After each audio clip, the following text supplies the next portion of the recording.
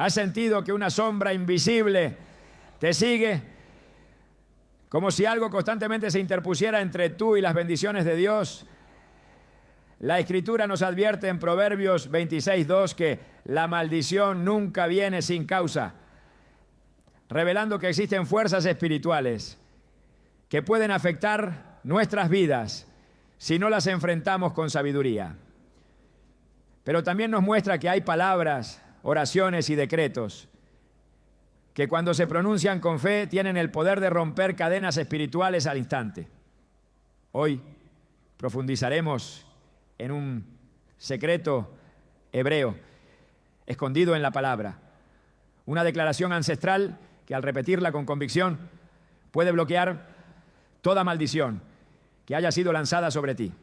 Te mostraremos cómo este principio bíblico actúa como un escudo sobrenatural contra todo ataque del enemigo. ¿Estás listo para entender lo que Dios tiene reservado para ti y activar su protección en tu vida ahora mismo? ¿Alguna vez has sentido que avanzas 2 pasos y retrocedes 3? Que por más que te esfuerzas, siempre hay algo invisible bloqueando tus bendiciones. Tal vez todo parece ir bien por un momento, pero de pronto, sin explicación lógica, las cosas se derrumban. Relaciones que se enfrían de forma abrupta. Oportunidades que desaparecen justo cuando estás a punto de alcanzarlas. Una sensación de peso, de estancamiento, como si algo te estuviera arrastrando hacia abajo sin que puedas ver de dónde proviene. Esta sensación no es imaginaria, tampoco es solo emocional, es espiritual, porque las maldiciones existen y están activas en muchas vidas sin que las personas sean conscientes de ello. Lo más desconcertante es que, en muchos casos, estas maldiciones no provienen de enemigos visibles, sino de palabras lanzadas, de acciones pasadas o incluso de generaciones anteriores que abrieron puertas espirituales sin saberlo. La Biblia es clara al respecto. En Proverbios 26:12 nos advierte: como el gorrión en su vagar y como la golondrina en su vuelo, así la maldición nunca viene sin causa. Esta declaración encierra una verdad espiritual profunda. Nada ocurre sin razón en el mundo invisible. Si hay una maldición actuando sobre una vida, una familia o incluso una tierra, es porque hubo una causa que la activó. Y lo que muchas personas ignoran es que esas causas pueden seguir operando generación tras generación hasta que alguien se levanta con autoridad espiritual para romperlas.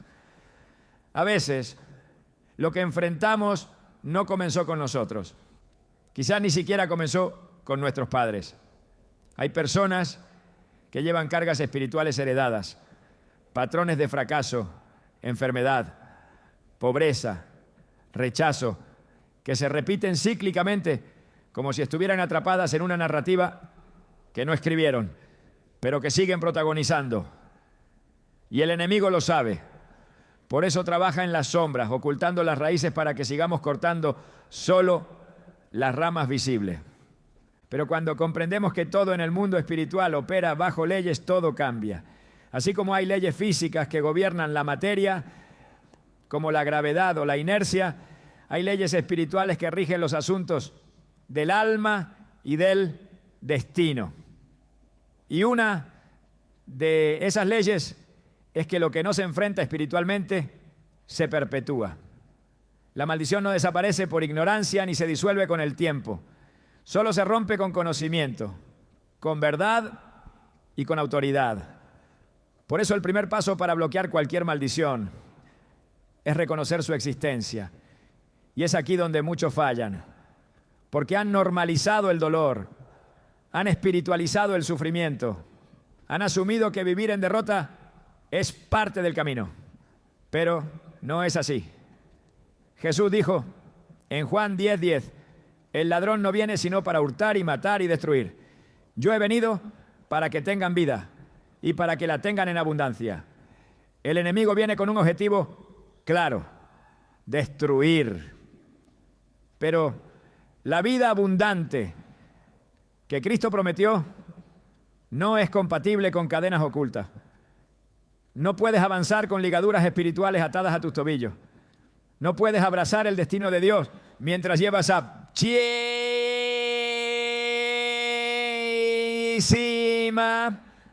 palabras de muerte lanzadas sobre tu vida. Hay maldiciones que se activan por el pecado, otras por pactos, algunas incluso por ignorar principios divinos. En Deuteronomio 28 Dios presenta dos caminos: la bendición y la maldición. Y las condiciones están claras. Si obedeces, vendrá bendición. Si desobedeces, se activa la maldición.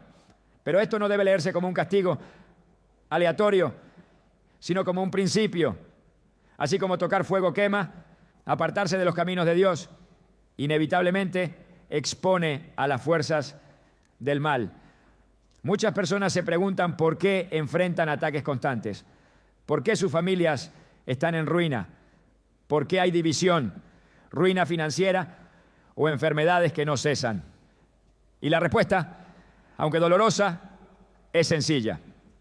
Hay una puerta abierta, una grieta espiritual que necesita ser cerrada, porque las maldiciones no son humo, son estructuras, son como redes que se adhieren al alma y atrapan el destino de una persona, haciéndola vivir por debajo de su llamado. Pero lo más grave es que muchas veces no se manifiestan con lo que llamamos ataques espectaculares. No, se manifiestan en la rutina, en la ansiedad crónica, en las pesadillas repetitivas, en esa sensación constante de que algo está mal, aunque todo parezca estar bien. Un ejemplo bíblico claro lo encontramos en la historia de Acán en el libro de Josué. Dios había dado una instrucción específica al pueblo: no tomar ningún botín del enemigo tras la conquista de Jericó. Pero Acán desobedeció y escondió objetos malditos en su tienda. Nadie lo sabía. Sin embargo, el pueblo entero comenzó a ser derrotado. Un pecado oculto activó una maldición colectiva. Josué no entendía qué pasaba, hasta que Dios le reveló que había anatema en el campamento. Solo cuando Acán fue expuesto y se eliminó la maldición, Israel volvió a avanzar. Este relato nos enseña algo crucial: lo que tú toleras en lo secreto puede afectar todo tu entorno. No necesitas hacer un pacto con el diablo para estar bajo una maldición. A veces basta con vivir en desobediencia persistente, con aceptar mentiras como verdades o con repetir patrones destructivos sin confrontarlos. La buena noticia es que toda maldición puede ser rota. No importa cuán antigua, cuán oculta o cuán fuerte parezca. Jesús no vino solo a perdonar pecados, vino a deshacer las obras del diablo. En 1 de Juan 3:8 se nos dice claramente: el Hijo de Dios se manifestó para deshacer las obras del diablo. Y una de esas obras son las maldiciones. Cuando Cristo fue colgado en la cruz, llevó sobre sí toda maldición. Gálatas 3:13 afirma: Cristo nos redimió de la maldición de la ley, hecho por nosotros maldición, porque está escrito: maldito todo el que es colgado en un madero. Esto significa que el sacrificio de Jesús no solo nos salva, sino que nos posiciona legalmente para revocar cualquier palabra maldita lanzada contra nosotros. Pero esa redención necesita ser activada. Y se activa con conocimiento, con fe, con declaraciones basadas en la palabra. El enemigo opera legalmente. Él no puede maldecirte sin razón. Pero si encuentra brecha, entra. Si detecta ignorancia, actúa. Y por eso, uno de los secretos mejor guardados por el pueblo hebreo ha sido entender que lo espiritual se combate con lo espiritual. Que las palabras pueden activar el cielo o el infierno. Que lo que se decreta en la tierra se ata en el cielo. Y que no basta con orar pasivamente. Hay que hablar con autoridad. Hay que cancelar lo que fue pronunciado. Hay que levantar la voz con verdades bíblicas hasta que toda tiniebla retroceda. Por eso esta primera parte del camino no es solo reveladora, es esencial. Porque si no identificas la raíz, no podrás arrancarla. Y si no la arrancas, volverá a crecer. No importa cuánto ayunes o cuánto te esfuerces. Si la raíz sigue enterrada, el fruto seguirá manifestándose. Hay momentos en los que Dios permite que toquemos fondo para abrir nuestros ojos, para que entendamos que no estamos luchando contra carne ni sangre, sino contra potestades. Para que dejemos de tratar lo espiritual con métodos naturales. Para que dejemos de culpar a la vida, al destino o a la mala suerte. Y empecemos a confrontar lo invisible con armas espirituales. Pablo lo dijo con claridad en 2 Corintios 10:4. Porque las armas de nuestra milicia no son carnales, sino poderosas en Dios para la destrucción de fortalezas. Y una fortaleza espiritual es precisamente eso. Una estructura mental o emocional que ha sido alimentada por mentiras, traumas, maldiciones y pecados, hasta convertirse en una prisión. Pero tú no fuiste creado para vivir prisionero. Fuiste creado para gobernar, para avanzar, para conquistar. Y si hay maldiciones operando en tu vida, no es para que las aceptes, es para que las confrontes con la verdad de Dios. Por eso, a lo largo de este video te vamos a enseñar cómo identificar si hay maldiciones actuando sobre tu vida. Vamos a mostrarte los principios hebreos que el pueblo de Dios ha usado durante siglos para bloquear todo ataque espiritual. Te vamos a revelar palabras y decretos que al ser pronunciados con fe tienen el poder de romper cadenas al instante. Pero antes de avanzar necesitas hacer un alto y reflexionar. Hay áreas de tu vida que parecen estancadas sin razón. Hay patrones que se repiten en tu familia, generación tras generación. Has sentido una opresión inexplicable que parece no ceder a pesar de tus esfuerzos. Entonces es probable que haya una raíz que necesita ser expuesta y arrancada. No estás solo en esta lucha. Dios te ha traído hasta aquí porque quiere liberarte, porque ya ha pagado el precio, porque ha preparado un camino de restauración, pero necesita que tomes tu lugar, que te levantes con autoridad, que comiences a declarar su palabra sobre tu vida con fe inquebrantable. Todo cambio comienza con una decisión, y esa decisión es reconocer que hay una batalla espiritual que debe ser enfrentada con las armas correctas. Esta es solo la primera parte de un proceso que transformará tu vida. Vamos a caminar juntos, parte por parte, verso por verso, hasta que entiendas no solo cómo bloquear toda maldición, sino cómo vivir completamente libre bajo la cobertura del Dios que pelea por ti. En el mundo espiritual no hay sonido que pase desapercibido. Toda palabra pronunciada es una semilla que activa una atmósfera. Desde el principio de la creación, el lenguaje fue el primer instrumento que Dios utilizó para dar forma a lo invisible. Génesis 1:3 lo deja establecido con claridad. Y dijo Dios, sea la luz, y fue la luz. No construyó con las manos, no diseñó con herramientas, habló, y al hablar creó. Esta revelación no es simbólica ni decorativa. Es el fundamento mismo del poder que reside en la voz, en la lengua, en el sonido articulado desde la dimensión de lo espiritual. Porque para Dios hablar es actuar. Y cuando el pueblo hebreo recibe esta herencia, la codifica en una palabra que transforma toda nuestra comprensión de lo que significa declarar. Esa palabra es dabar. En hebreo bíblico, dabar no significa únicamente palabra. Es una expresión que también abarca acto, evento, hecho. En otras palabras, para el pensamiento hebreo, toda palabra es una acción en movimiento. No se trata de emitir sonidos vacíos.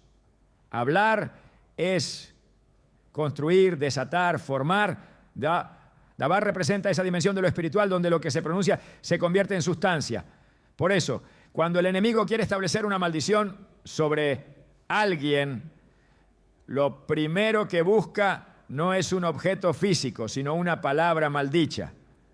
Porque sabe que toda estructura espiritual comienza con una declaración. Y si las palabras no se revocan, se vuelven muros invisibles que limitan el avance.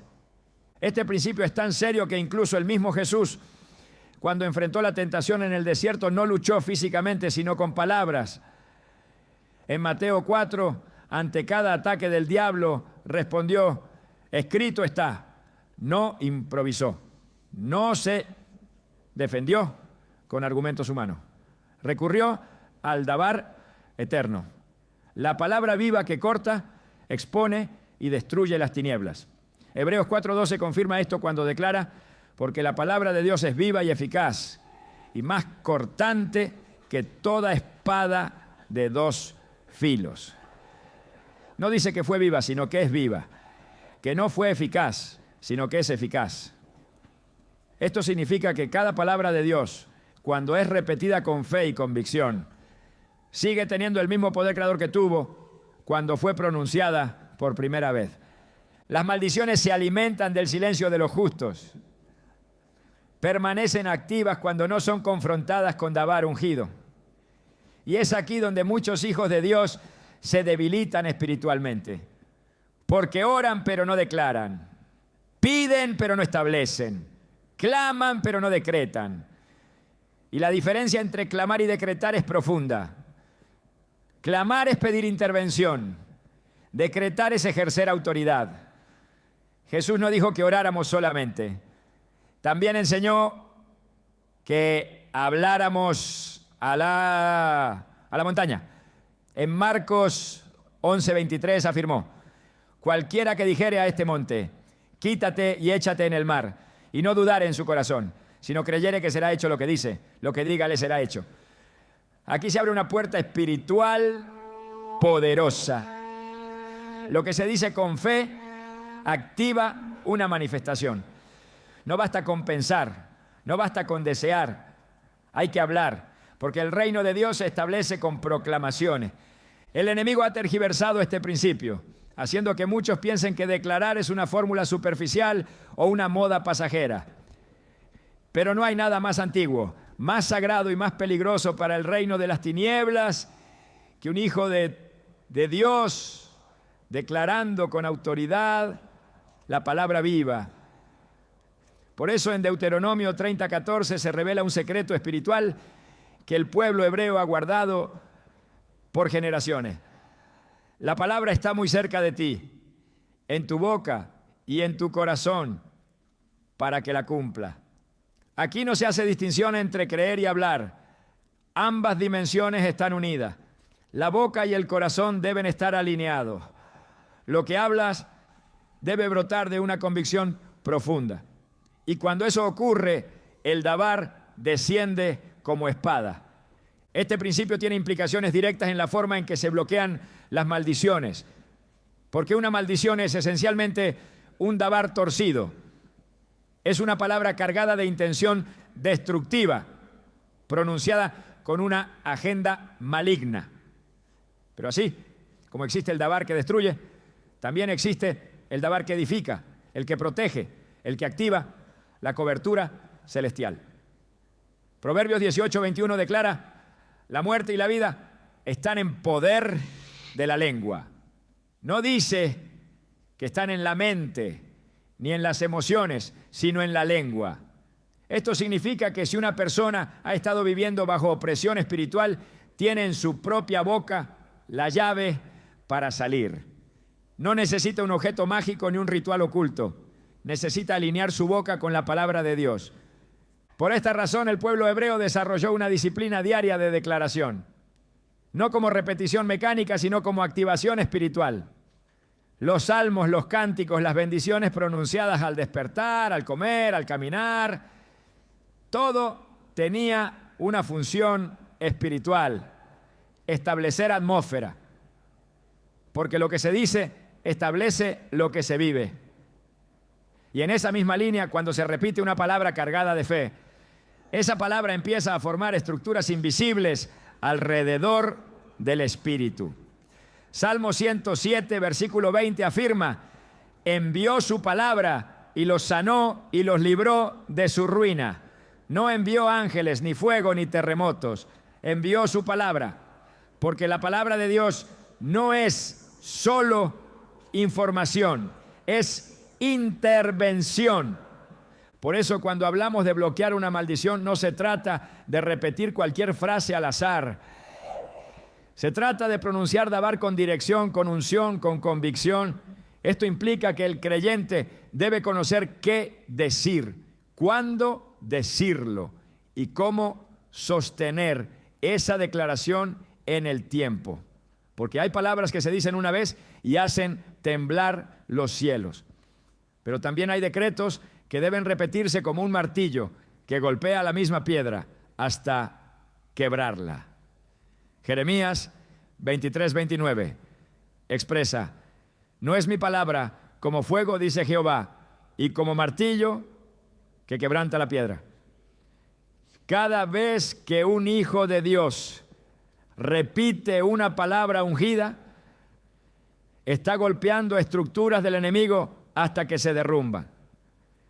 El secreto hebreo que ha protegido a generaciones no está en la fuerza física ni en la estrategia humana, sino en el poder del Dabar. Porque el pueblo que aprendió a declarar fue el pueblo que sobrevivió a persecuciones, exilios y amenazas. La preservación de Israel no es casualidad, es fruto de una disciplina espiritual basada en la palabra hablada. Y cuando esa palabra es hablada con fe, se convierte en un escudo. Salmo 91 lo dice así, en el verso 4. Con sus plumas te cubrirá y debajo de sus alas estarás seguro. Escudo y adarga es su verdad. Su verdad no es solo escudo cuando se conoce, es escudo cuando se declara. Muchos creyentes hoy viven desarmados, no porque no oren, sino porque no declaran. Saben la palabra, pero no la pronuncian. La estudian, pero no la envían como espada. La meditan, pero no la convierten en decreto. Y el cielo está esperando que se activen esas palabras para intervenir.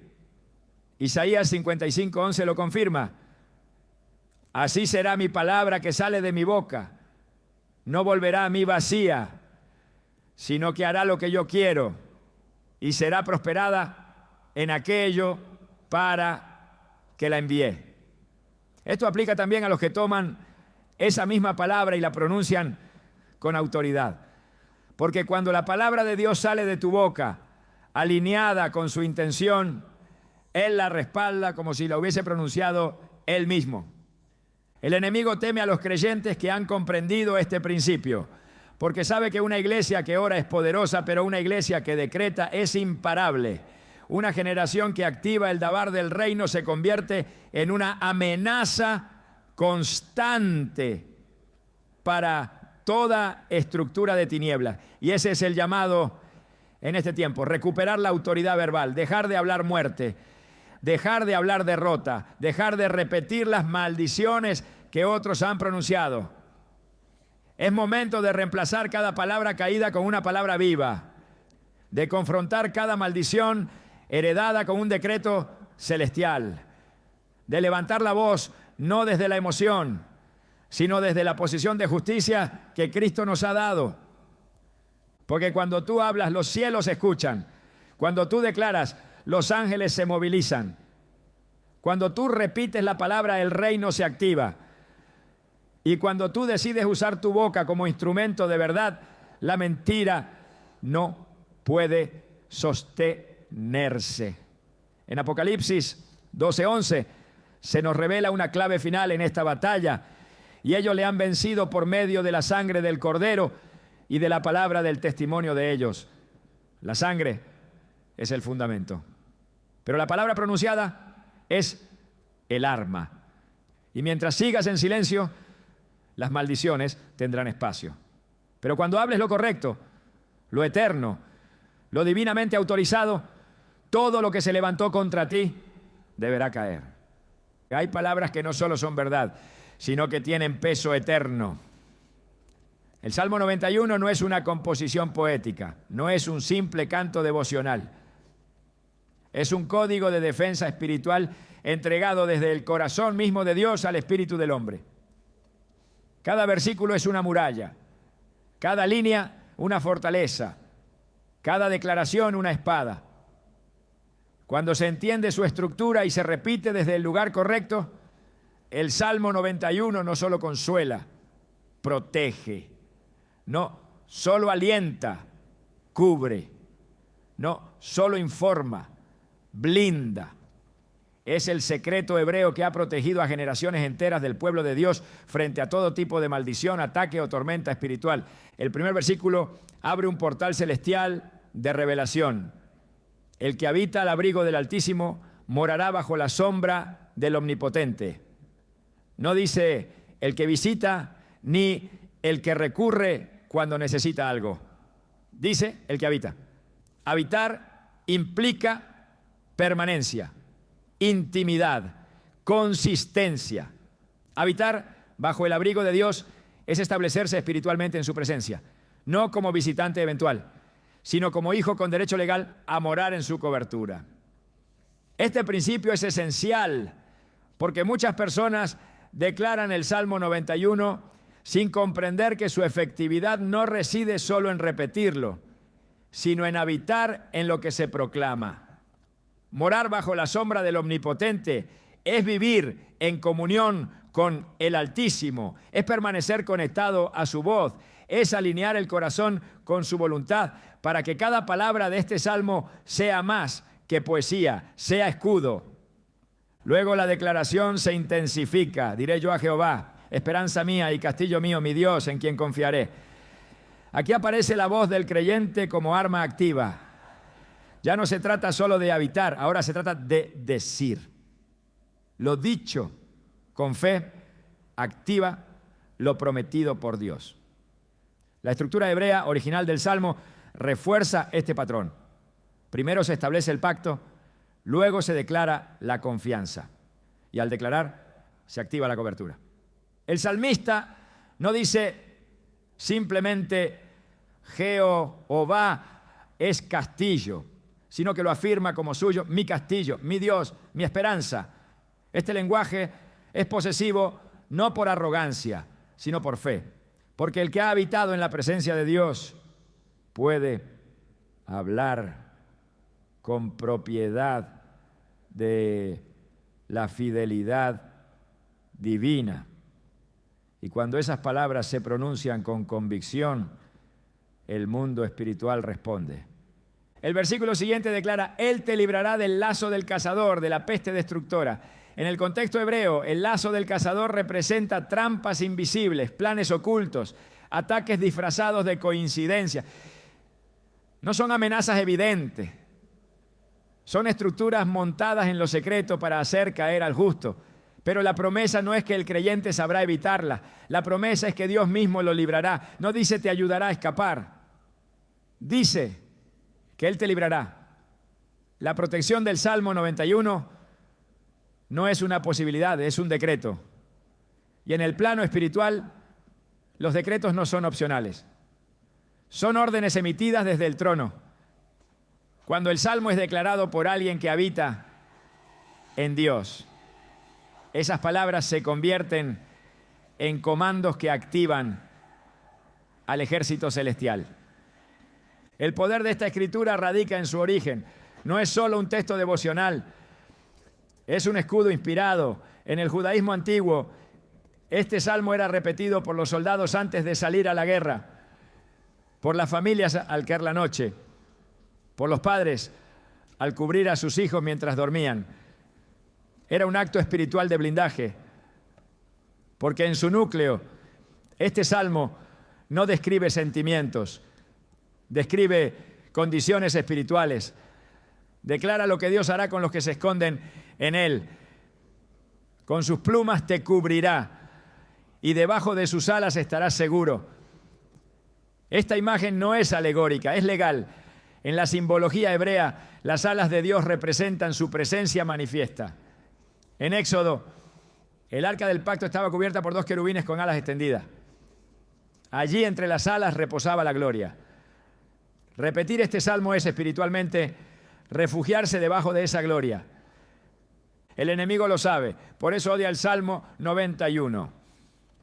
Porque cada palabra que contiene es una declaración de territorio. Cuando un creyente lo repite con entendimiento, le está diciendo al infierno: esta alma está fuera de tu alcance. Este cuerpo está bajo pacto, esta casa está sellada. Porque el decreto de este salmo no se limita a protección individual, también abarca el entorno. Versículo 7.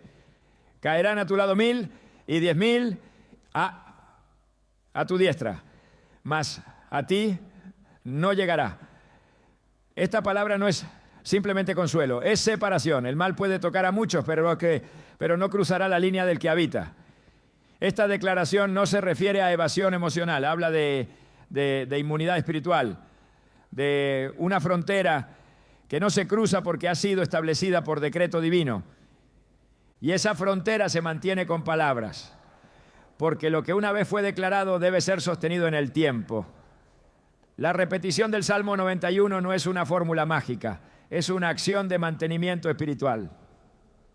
Así como los levitas encendían la lámpara del tabernáculo cada día, así también los que entienden este secreto mantienen encendida la llama de la protección con la declaración constante. La guerra espiritual no es ocasional, es diaria. Y quienes han aprendido a habitar en el abrigo del Altísimo saben que la voz debe mantenerse activa, no en desesperación, no en ansiedad, sino en autoridad. La autoridad no se improvisa, se construye y se sostiene con decreto. El versículo 10 afirma: no te sobrevendrá mal ni plaga tocará tu morada. Esta es una promesa de cobertura territorial. La palabra morada en hebreo hace referencia no solo al lugar físico, sino al ámbito espiritual de influencia. Significa que donde habitas gobiernas, donde vives bendices, y donde permaneces Dios establece su sombra. La maldición no puede operar donde la gloria descansa, pero esa gloria no se activa con rituales. Se activa con palabra viva, con voz alineada, con fe que habla, porque la boca que se somete a Dios se convierte en instrumento de protección. Por eso, este salmo está construido con una estructura verbal impecable. No presenta súplicas, presenta afirmaciones, no ruega, declara. El versículo 11 da la clave estratégica. Pues a sus ángeles mandará acerca de ti que te guarden en todos tus caminos. No dice que los ángeles actuarán porque tú los ves. Dice que Dios los manda. La activación angélica no depende de nuestra percepción, sino de nuestro decreto. Cuando la palabra es pronunciada, el cielo responde. No por emoción, sino por legalidad espiritual. Y cada vez que este salmo es repetido con convicción, los ángeles reciben la orden de moverse, porque están asignados a los que heredan salvación y su asignación se activa con la palabra, no cualquier palabra, la palabra correcta, la palabra santa, la palabra que desata el propósito de Dios. En el cierre del salmo aparece la voz de Dios como sello final. Por cuanto en mí ha puesto su amor, yo también lo libraré. Le pondré en alto por cuanto ha conocido mi nombre. Esta afirmación no es condicional. Es resultado. El que ama será librado. El que conoce su nombre será exaltado. El que habita será levantado. El que declara será protegido. Porque el pacto se confirma en la fidelidad. Y quien permanece bajo ese abrigo vive en la certeza de que ninguna maldición tiene poder sobre su casa, su mente, su cuerpo o su destino. Así se construye el blindaje, no con miedo, sino con palabra, no con emoción, sino con verdad, no con desesperación, sino con convicción. El Salmo 91 no es para ser leído superficialmente, es para ser habitado, vivido, repetido, proclamado. Porque en cada palabra hay una asignación y en cada versículo una muralla. Cuando el enemigo detecta que esta palabra está activa en una vida, retrocede. No porque temas a la persona, sino porque reconoce la voz del trono resonando en la tierra a través de labios que han sido consagrados para declarar lo eterno. Este es el secreto hebreo que ha sostenido generaciones. No es ocultismo, no es tradición vacía, es pacto activo, es palabra viva, es cobertura celestial desatada desde la tierra. Y cuando es repetido con fe, desde un corazón que habita en la presencia de Dios, se convierte en una fortaleza impenetrable. No importa cuántas palabras malditas hayan sido pronunciadas sobre tu vida. No importa qué puertas se abrieron en generaciones pasadas. Lo que importa es que ahora tienes acceso a un decreto que no falla. La voz que lo declaró no fue humana, fue divina. Y el eco de esa voz sigue protegiendo a todo aquel que se atreva a declarar con fe: el que habita al abrigo del Altísimo morará bajo la sombra del Omnipotente. Hay nombres que se pronuncian y no producen nada. Hay otros que resuenan en el mundo espiritual como tambores de guerra. Y hay uno solo, que cuando es invocado correctamente desencadena movimiento en las alturas, parálisis en los campamentos enemigos y fuego sobre las obras de las tinieblas. Ese nombre no es común, no es una etiqueta, no es un adorno litúrgico, es una declaración de autoridad celestial. En la lengua del pueblo hebreo, ese nombre se pronuncia con reverencia y se graba con fuego en el alma. Yahweh Tsebaot, Jehová de los ejércitos. No se trata de un título figurativo, no es una imagen poética. Es una identidad divina revelada con intención de combate. Cada vez que este nombre aparece en las Escrituras, lo hace en contextos de guerra, de juicio, de confrontación espiritual. No es el nombre con el que Dios consuela al afligido. Es el nombre con el que Dios desciende al campo de batalla para ejecutar justicia y destruir al opresor. Llamar a Yahweh Tsebaot no es un acto decorativo. Es una convocatoria al ejército del cielo. Es un clamor de activación, es una trompeta profética que suena desde la tierra y ordena al cielo: ven, interven, pelea. La primera vez que se revela esta dimensión del nombre divino es en 1 Samuel 1:3, donde se menciona que Elcaná subía cada año a adorar a Jehová de los ejércitos. Pero es en los labios de David donde este nombre explota en toda su potencia. Cuando se enfrenta al gigante Goliat, David no menciona estrategias militares ni armas humanas. Su declaración es contundente y revela la conciencia de quien pelea a su lado. Tú vienes a mí con espada, lanza y jabalina, mas yo vengo a ti en el nombre de Jehová de los ejércitos, el Dios de los escuadrones de Israel, a quien tú has provocado. 1 Samuel 17:45. Ese fue el momento en que el combate cambió de dimensión. No fue la piedra, no fue la puntería, fue la invocación del nombre correcto lo que activó la derrota del enemigo. Porque los enemigos espirituales no responden al esfuerzo humano, no retroceden ante la voluntad ni ceden ante las emociones.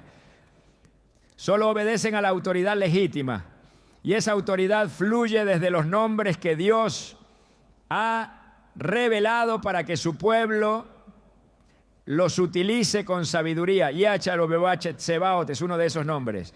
Uno que no está diseñado para la contemplación, sino para la guerra. Uno que no se pronuncia en pasividad, sino en posicionamiento. Cuando este nombre es invocado, el lenguaje espiritual cambia.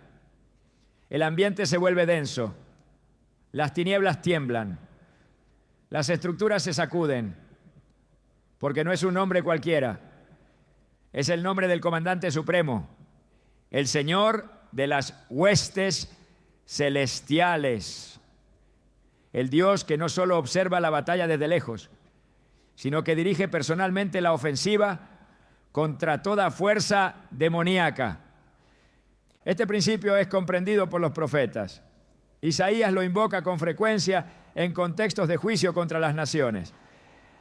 Jeremías lo clama en medio del dolor y la destrucción para recordar al pueblo que hay un Dios que pelea por ellos. Zacarías lo repite al describir visiones de restauración donde Jehová de los ejércitos edifica, purifica, juzga y establece. En cada aparición de este nombre hay un patrón. Acción divina en respuesta a oposición espiritual. Y eso nos revela algo crucial, que hay momentos en los que el creyente necesita algo más que consuelo. Necesita cobertura activa, intervención directa, movilización celestial. Y esa movilización se activa con el nombre. Cuando la maldición ha echado raíces, cuando las palabras de muerte han sido sembradas por generaciones, cuando hay estructuras de oscuridad que se resisten a caer, es necesario cambiar el lenguaje espiritual. Pasar del ruego a la invocación, del clamor al decreto, de la espera a la proclamación. Yahweh Tsebaot no actúa en el silencio. Su poder se activa cuando alguien lo llama por su nombre sabiendo lo que ese nombre implica. Porque invocar a Jehová de los ejércitos no es pronunciar una fórmula, es alinearse con el reino que pelea, es reconocer que la batalla no es nuestra, sino de Él. Y es proclamar que el campo ya no está en manos del enemigo, sino bajo la autoridad del capitán del cielo. Este conocimiento fue lo que permitió a David pararse frente a un gigante sin temblar. No era temeridad, era revelación. Él no dependía de su fuerza ni de su experiencia con leones y osos. Dependía del respaldo que venía con el nombre. Y esa revelación lo posicionó como alguien que no solo peleaba por Dios, sino con Dios. Por eso, cuando lanzó la piedra, no lanzó una esperanza, lanzó un acto profético, respaldado por el ejército invisible, que descendió al sonido del nombre invocado con fe. Porque en el mundo espiritual, la voz que conoce el nombre de guerra de su Dios tiene acceso a los escuadrones que derrotan estructuras que el esfuerzo humano nunca podría derribar. Este principio sigue vigente, no ha caducado, no es exclusivo de reyes ni profetas. Es una herencia para todo aquel que ha sido adoptado como hijo, porque todo hijo tiene derecho a usar el nombre del Padre. Y cuando ese nombre es el nombre del Señor de los ejércitos, el infierno pierde su capacidad de resistir. Las maldiciones que operaban como redes invisibles comienzan a deshacerse. Las fortalezas mentales alimentadas por décadas de opresión se debilitan. Las atmósferas cargadas de fracaso se limpian. No por emoción, no por técnica, sino por autoridad. Porque allí donde se invoca correctamente a Jehová de los ejércitos, la atmósfera espiritual se sujeta a la voz que lo representa. Por eso no se trata solo de orar, sino de aprender a declarar su nombre con comprensión. Cuando Jesús enseñó a orar, comenzó con el reconocimiento de la identidad divina. Padre nuestro que estás en los cielos, santificado sea tu nombre. No dijo, santificado sea tu poder, ni santificada sea tu gloria.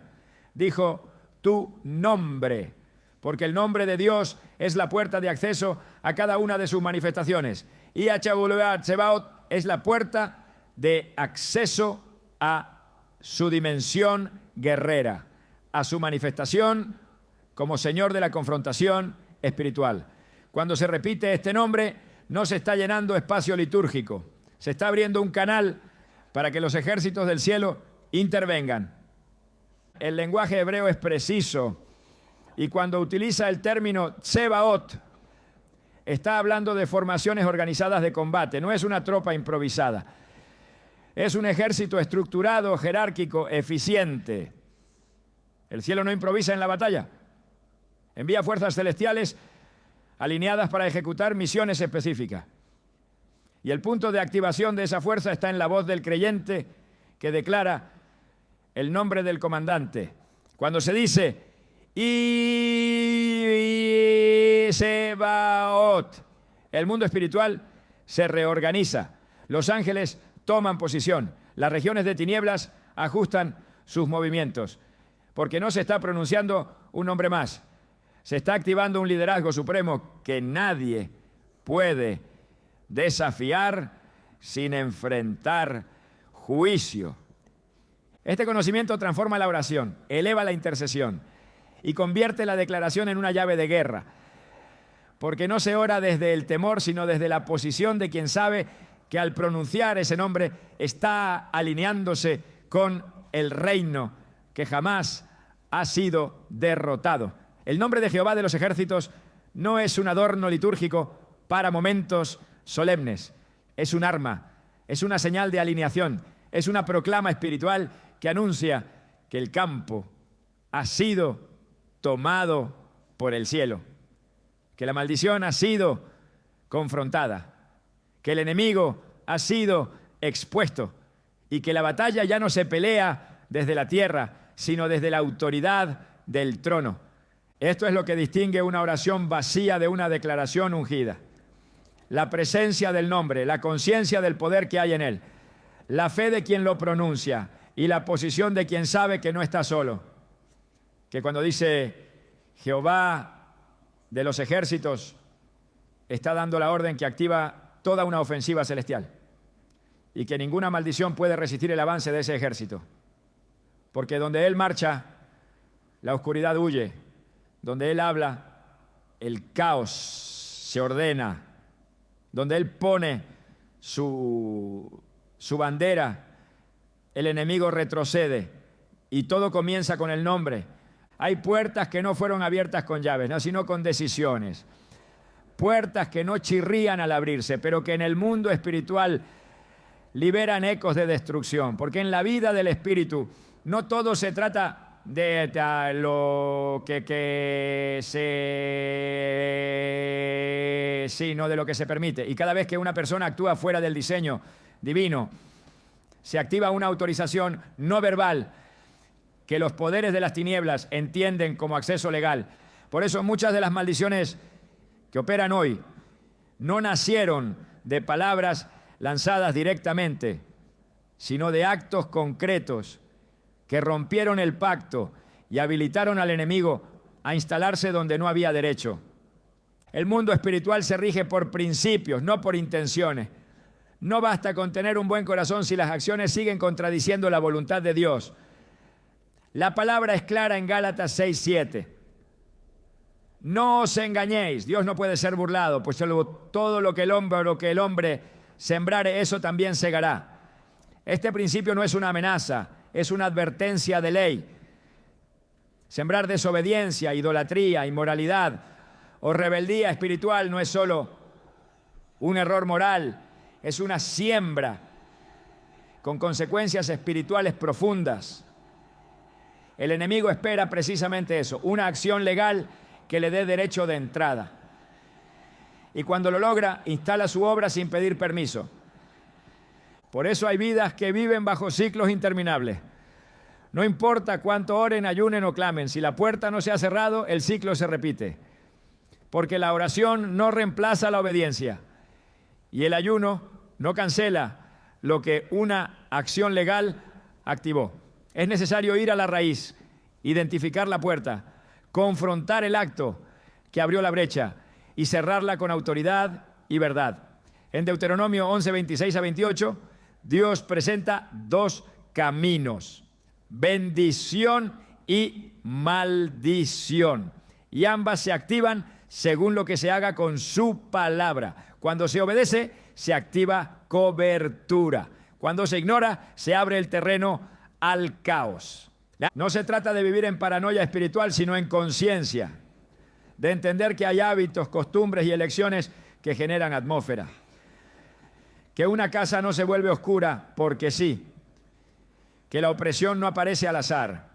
Que los patrones familiares no se repiten por genética, sino por puertas abiertas y pactos no confrontados. Y la Escritura no deja estos temas en la oscuridad. Desde Génesis hasta Apocalipsis, Dios advierte al pueblo sobre los actos que abren puertas y también muestra el camino para cerrarlas. En Levítico 20 se establecen leyes que no solo regulan lo moral, sino lo espiritual, porque cada acto contrario a la santidad crea una grieta, y cada grieta no tratada se vuelve una entrada. La idolatría, por ejemplo, no es solo una práctica antigua. En el ámbito espiritual sigue siendo una de las puertas más activas para la maldición. Jeremías 44, 23 lo expone con crudeza. ¿Por qué? Hicisteis incienso y pecasteis contra Jehová, y no obedecisteis a la voz de Jehová, ni anduvisteis en su ley. Por eso ha venido sobre vosotros este mal. La maldición no fue un castigo aleatorio, fue la consecuencia legal de una acción espiritual. El pueblo abrió la puerta y el enemigo entró. Y esto se repite en cada generación, donde se menosprecia la voz de Dios y se da cabida a otros señores, otras fuentes, otras formas de autoridad. Pero no todo termina en la apertura, porque si hay puertas que se abren, también hay puertas que se cierran. El mismo Dios que expone la causa de la maldición también revela el camino de salida. Isaías 1:18 lo deja claro. Venid luego, dice Jehová, y estemos a cuenta. Si vuestros pecados fueren como la grana, como la nieve, serán emblanquecidos. El cierre de puertas comienza con el arrepentimiento real. No el que se siente, sino el que se acciona. El que no solo reconoce el error, sino que revierte el camino. Porque cerrar una puerta espiritual requiere más que emoción. Requiere acto de renuncia, cancelación verbal y alineación total con la voluntad de Dios. La sangre de Cristo es el acto supremo de legalidad divina. Su sacrificio no solo perdona, también revoca, limpia, anula y cancela.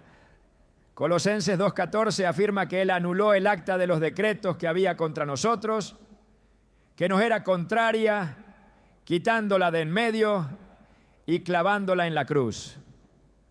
Toda puerta abierta por ignorancia, por herencia o por desobediencia voluntaria puede ser cerrada cuando la autoridad del sacrificio de Cristo es invocada con convicción y verdad.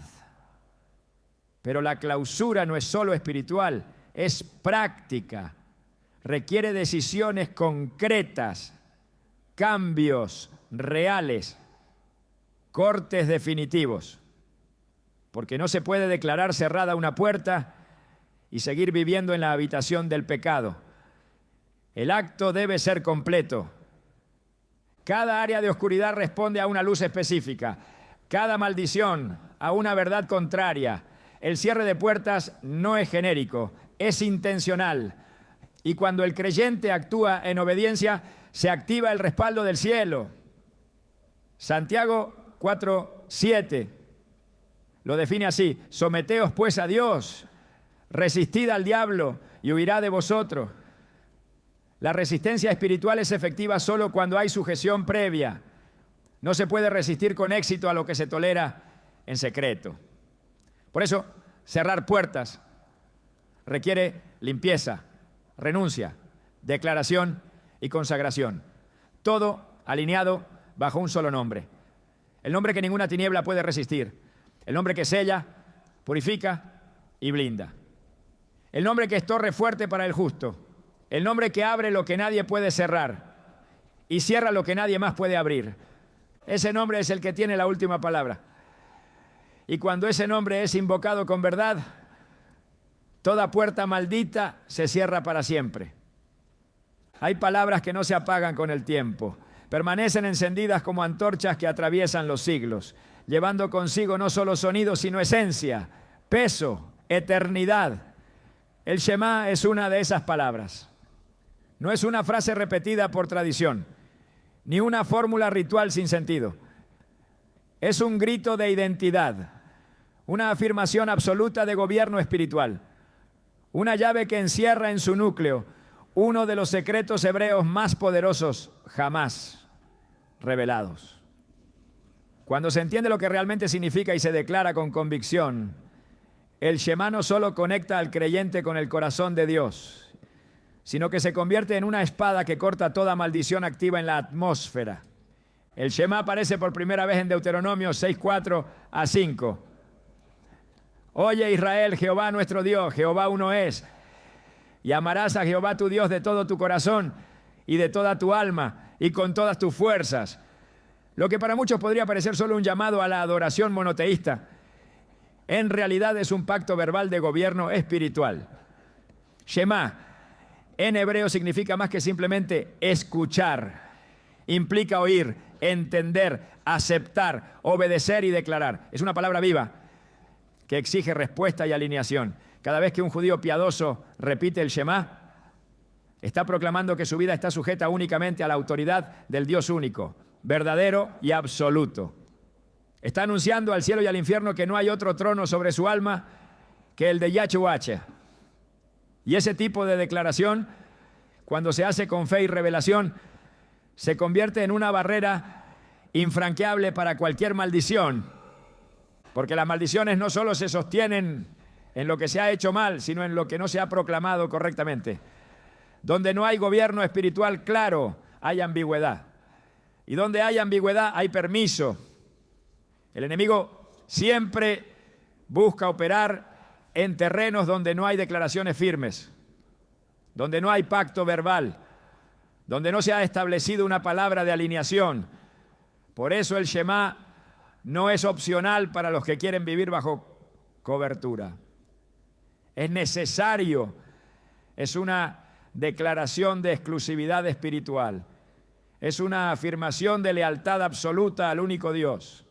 Y cuando esa declaración se hace desde el corazón, las tinieblas no pueden resistir su sonido. Jesús mismo lo confirma cuando, interrogado sobre el mandamiento más importante, responde citando el Shema.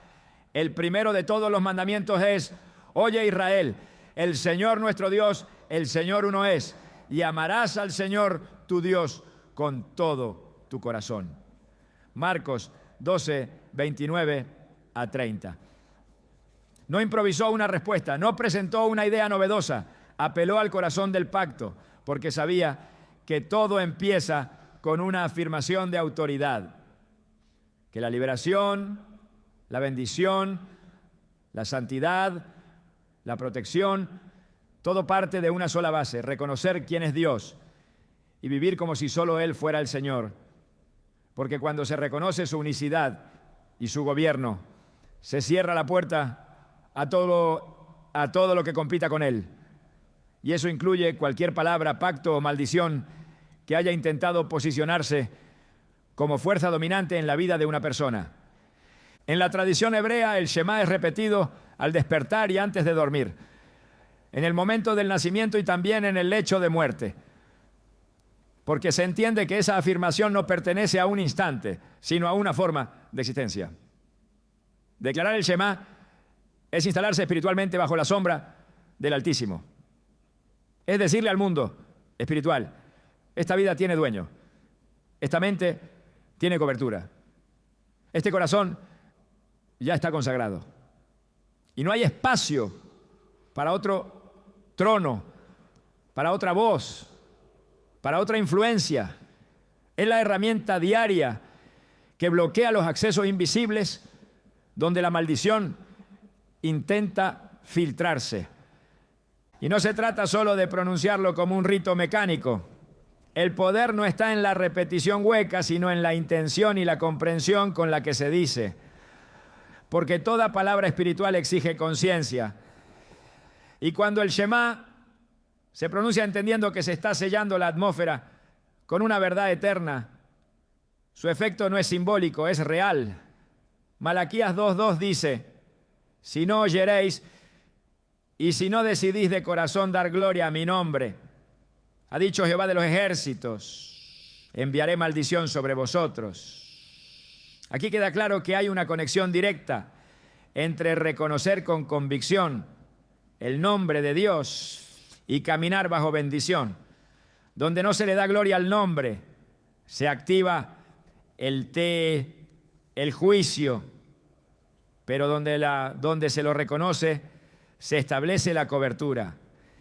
El Shema no es solo una frase, es un umbral espiritual, una línea divisoria entre dos reinos. Quien lo pronuncia con fe cruza a la dimensión donde las palabras de maldición ya no tienen voz, porque está declarando que todo poder contrario queda invalidado por la supremacía del único Dios verdadero. Y este principio no es solo personal, es también generacional. En Deuteronomio 6, después del Shema, Dios instruye: y estas palabras que yo te mando hoy estarán sobre tu corazón, y las repetirás a tus hijos y hablarás de ellas estando en tu casa y andando por el camino y al acostarte y cuando te levantes. Esta insistencia no es por costumbre, es porque la declaración constante de quién es Dios establece un cerco espiritual alrededor de toda la familia.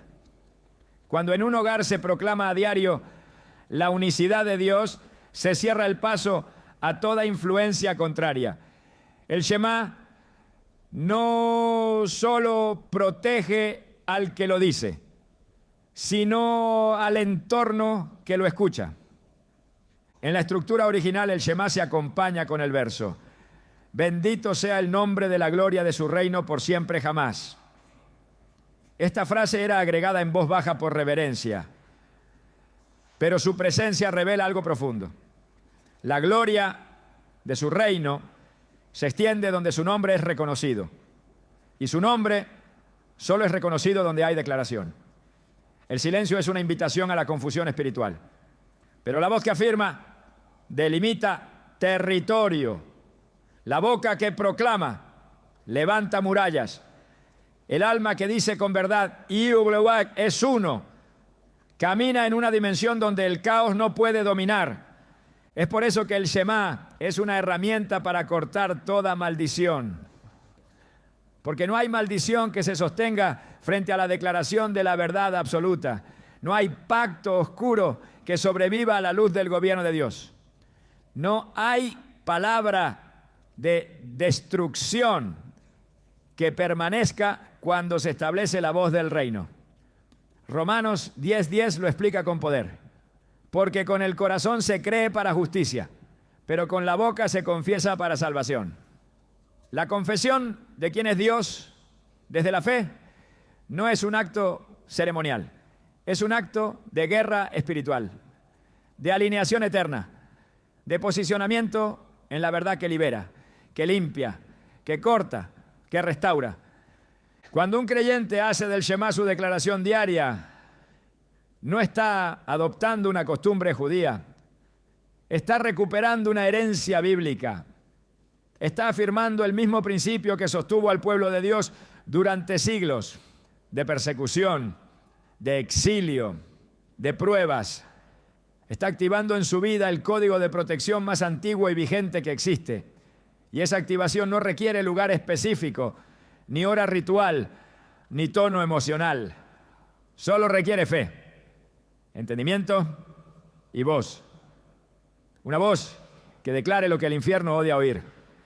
Que esta vida le pertenece al único, al eterno, al indivisible, al Dios que no cambia y que no comparte su trono con nadie. Porque el Shema no es una oración entre muchas, es la raíz de todas las demás. No es una frase más en el arsenal espiritual. Es el fundamento del reino.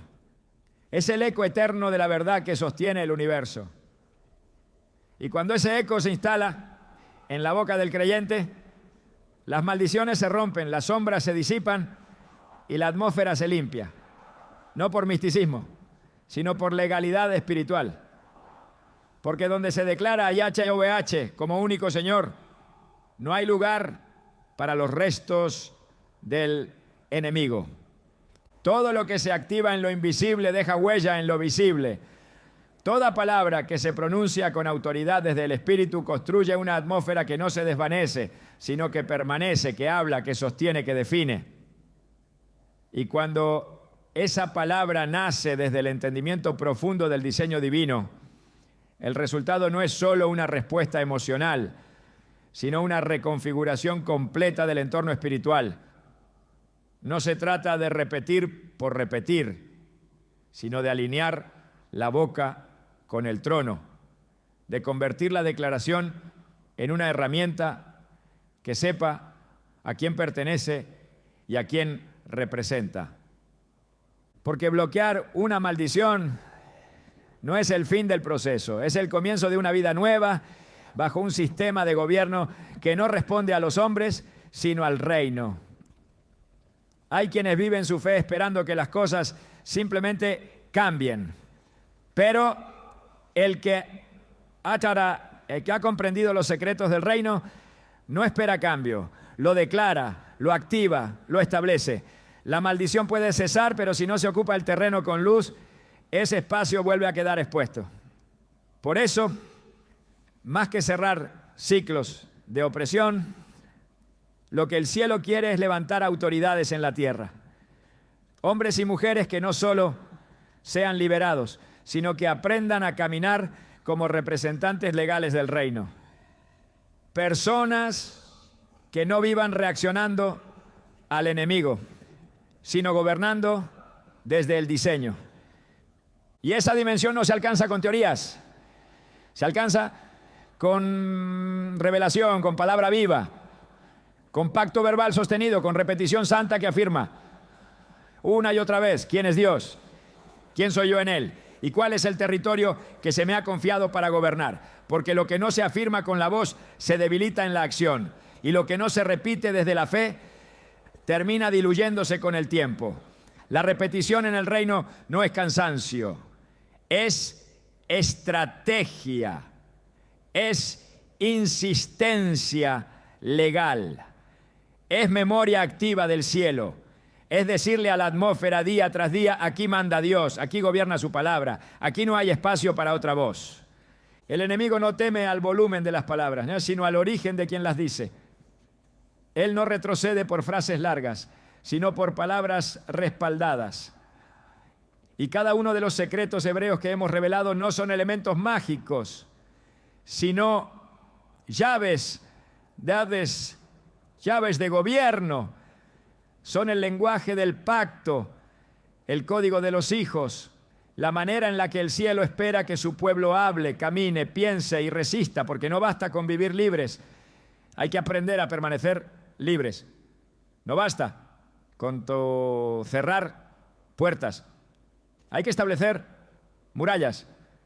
No basta con declarar victoria, hay que mantener la voz activa hasta que el enemigo sepa que no hay vuelta atrás. Todo comienza con lo que sale de la boca, pero lo que sale de la boca debe nacer del espíritu, no de la emoción, porque el espíritu habla lo que ha entendido y lo que ha entendido se convierte en verdad establecida. Cuando el espíritu se alinea con la palabra, la boca se convierte en espada. Y esa espada no solo corta maldiciones, también abre caminos. El lenguaje espiritual no solo combate, también construye, también edifica, también señala destinos. Por eso, cada palabra que ahora pronuncie debe llevar carga de propósito, no solo de defensa. El que ya fue liberado, ahora debe levantar a otro. El que ya cerró sus puertas, ahora se convierte en portero de casas ajenas. El que ya conoce el nombre, ahora lo enseña. El que ya ha declarado, ahora establece. No eres un sobreviviente del ataque espiritual. Eres un heraldo del reino. No estás a la defensiva, estás en avanzada. Porque si la maldición ya no tiene voz sobre ti, entonces tú eres quien ahora tiene la voz autorizada para hablar, para caminar, para dictar en la tierra lo que el cielo ya decretó. Y esa es la verdadera victoria. No solo salir del hoyo, sino construir altar en el lugar donde antes había ruina. Porque Dios no solo te saca, te posiciona. Y el que ha sido posicionado ahora tiene la obligación espiritual de convertirse en canal de luz, de gobierno, de palabra viva. Porque el secreto hebreo no era un mensaje oculto, era un llamado. No era una fórmula, era una activación. Lo que el cielo espera no es repetición vacía, sino repetición revelada. Palabras que repitan lo que Él ya dijo. Frases que confirmen lo que Él ya estableció. Declaraciones que unan cielo y tierra hasta que cada sombra se rinda. Porque eso es lo que sucede cuando se habla como hijo. Las tinieblas reconocen la voz. La atmósfera responde al decreto. El enemigo se encuentra con un muro imposible de cruzar.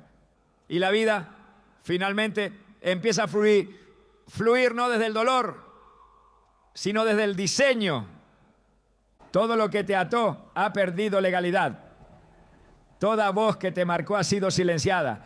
Todo ciclo que parecía eterno ha sido interrumpido. Y en su lugar ahora hay un altar.